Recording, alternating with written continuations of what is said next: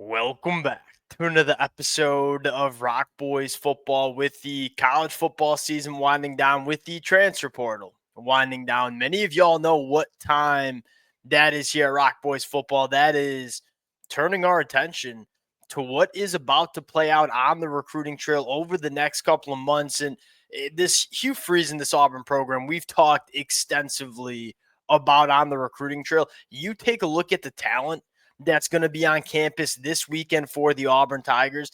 It is some next level stuff. And the thing that continues to stand out to me about this program is, look, Hugh Freeze in his first 2 years at Auburn, I would argue, has underperformed on the football field. And I don't think a lot of Auburn fans would probably argue that either. But what stands out to me is that this continues to be a program that has so much pull with these kids on the high school recruiting trail. And we all know, I mean, we followed this sport long enough that this is where it starts. Winning these recruiting battles, stacking your roster with elite caliber athletes and talent. That's how you get your foot in the door in terms of winning SEC championships, in terms of making runs in the college football playoffs. And you cannot argue that Hugh Freeze is starting to build a national championship caliber roster in terms of what he's doing on the recruiting trail. You look at the 2026 class and say, this is shaping up to be potentially a very strong class for Auburn. I mean, they're already sitting there top five, couple names that I really like, but you start looking at the amount of names that Auburn seems to be in the forefront for, those names are really starting to stack up. Want to get into some of the names that will be on campus this weekend for Auburn. We're kind of starting to get familiar with some of the top names that we see on the board in 2026. Before we get into it, as always, just want to say thank you to you guys and to the Auburn fans specifically. A lot of y'all been rocking with the boys, not only during the fall months as we talk this football team on the football field, but a lot of y'all been rocking with the fellas as we talk the recruiting trail as well. Can't thank you guys enough. If y'all do enjoy the content, consider subscribing to the channel. Without further ado, let's get into it. Let's start with what I think is my favorite offensive tackle in this 2026 class, Emmanuel Ehancho. He won from the state of Maryland. And one thing we're going to start to realize, Hugh Freeze doing a nice job up there in the DMV. We're going to talk about another Maryland kid from St. Francis Academy. I believe Auburn landed 3 commitments from St. Francis in the 2025 class, doing a nice job in that region of the country. This kid, bona fide, studded offensive tackle. I mean, you start looking down the checklist in terms of physical traits you are looking for in elite caliber offensive tackles. Emmanuel's checking every single box. 6'6.5", 345 pounds. You would assume that might be some sloppy weight. It's really not. I mean, this kid carries 350 pounds exceptionally well, really laid on his feet for that size, enormous length, and the power in this kid's hands. That's probably what you love the most. I mean, he has an extremely strong anchor. If you want to try to go through him, you're just going to get engulfed by this kid's size. Then you look at him in the run blocking department, just puts people in the dirt. And so this is a tackle that not only I think can be a very good tackle in pass protection, but what he does physically, imposing his will in the run game. I don't say this much. You talk about potential year one true freshman starters at tackle. I look at this kid and say he certainly could be on that list. He's suited by pretty much every name in the country. Auburn getting him on campus this weekend, that kind of shows you that Auburn is putting their hat into the running with Emmanuel. Now, another 5-star, another kid from the DMV that I do think is worth mentioning here is Zion Ely. Top 5 kid nationally in the country, going to be on campus for Auburn this weekend.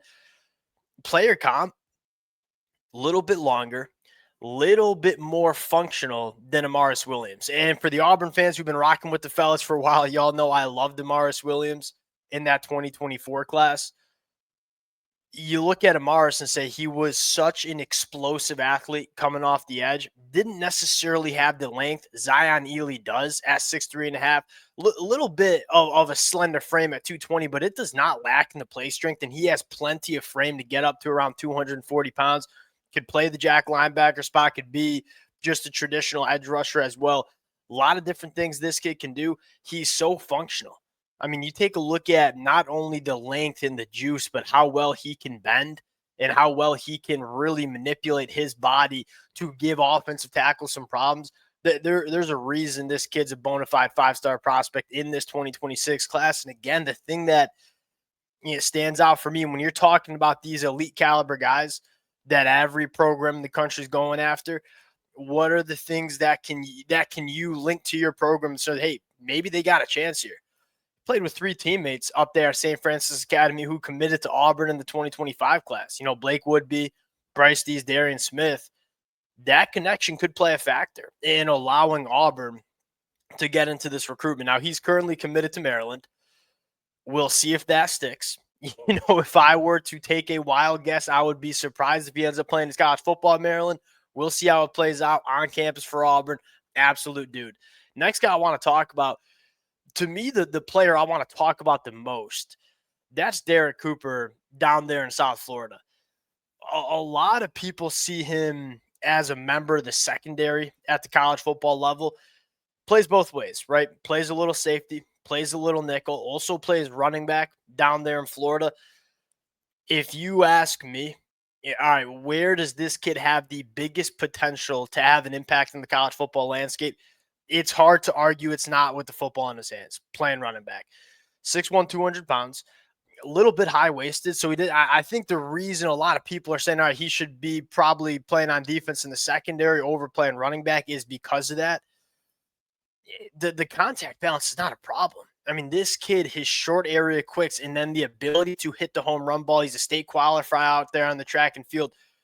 Special kid with the football in his hands and attacks the line of scrimmage. I mean, you look at it, say 6'1", a little less than 200 pounds, probably a little bit more of a spacey running back. Not the case. I mean, he wants to attack the line of scrimmage. He invites contact, handles contact exceptionally well. One of those guys that, in my opinion, let's not overcomplicate this thing. Like, this kid is elite with the football in his hands.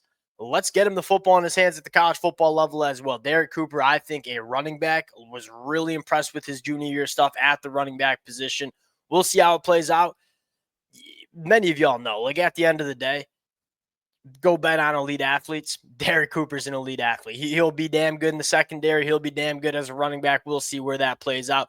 Next name I want to talk about, and again, you take a look at there's a lot more names that we could be talking about, but I got to get some more eyeballs on some of these kids in 2026. I'm kind of starting at the top.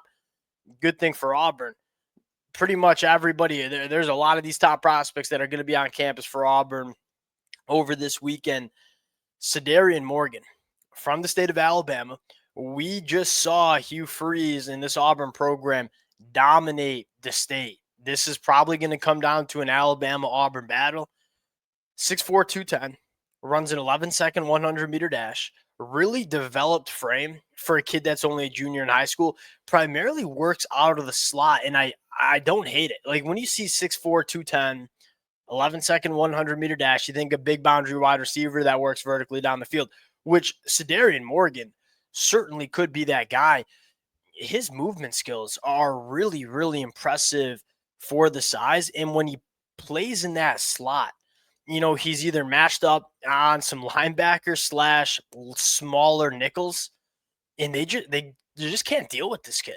And so, yeah, kind of on the surface, all right, you're probably going to move him out to the boundary at the collegiate level. His movement skills combined with that size and speed, he could make an impact just about anywhere you want to put him in that wide receiver room. And Auburn continues to try to just stack elite wide receivers in this offense. And one thing I should have noted at the top is Auburn was a little light on wide receivers in the 2025 class, which I think made sense. One, because you filled it up in the 2024 class.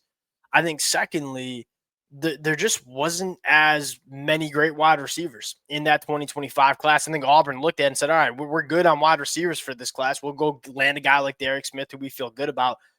Let's go grab a bunch of defensive linemen, where that class was loaded with defensive linemen. Then you look at 2026, not so much. So I kind of like the structure of where Auburn's going, where, hey, we're going to turn it up for some elite wide receivers in the 2026 class. And here's another one, Tristan Keys from Mississippi.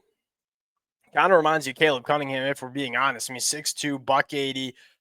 Again, really, really impressive route running for a guy his size. Body control and physicality at the catch point, certainly there. like bona fide special caliber wide receiver that's just checking a lot of boxes. The last guy I'll kind of shout out here, Caden Prothro, from the state of Georgia. Slender frame for a tight end right now, but at 6'6", you feel fine about putting on some weight. You look at Auburn and what they've done on the recruiting trail. I feel like they haven't hit on that difference maker tight end that can be that real matchup nightmare, whether he's in line, whether he's split out wide. This kid to me is that kind of player. He moves like a wide receiver, has a massive frame where defensive backs can't deal with him. Linebackers will not stand a chance running with this kid down the field. I think this would make a ton of sense. I mean, you got a bunch of elite wide receivers. If you want to get a game changer tight end as a pass catcher, Caden, it would be that kind of guy. There's 15, maybe 20 other names that I have in the notebook that I still got to get some eyeballs on over the next couple of weeks. These are the kids that are standing out for me, and you make no mistake about it, Auburn. This is the reason Auburn brought in Hugh Freeze. If you want to compete at the highest level of sport, you got to have the prerequisites of talent. Brian Harsin didn't bring that to Auburn. Say what you want about what Hugh Freeze has done on the football field so far. What they're doing from a roster standpoint, it is different. They are giving themselves a shot to win at the highest level. And that, as a college football fan, is all you can really ask for. Give yourself a shot with this talent. We'll see how it plays out on the football field. That's what the Auburn Tigers are doing. We'll cut it there. Appreciate you guys rocking with it. If y'all do enjoy the content, consider subscribing to the channel. Appreciate you guys. We'll talk to y'all later. Peace.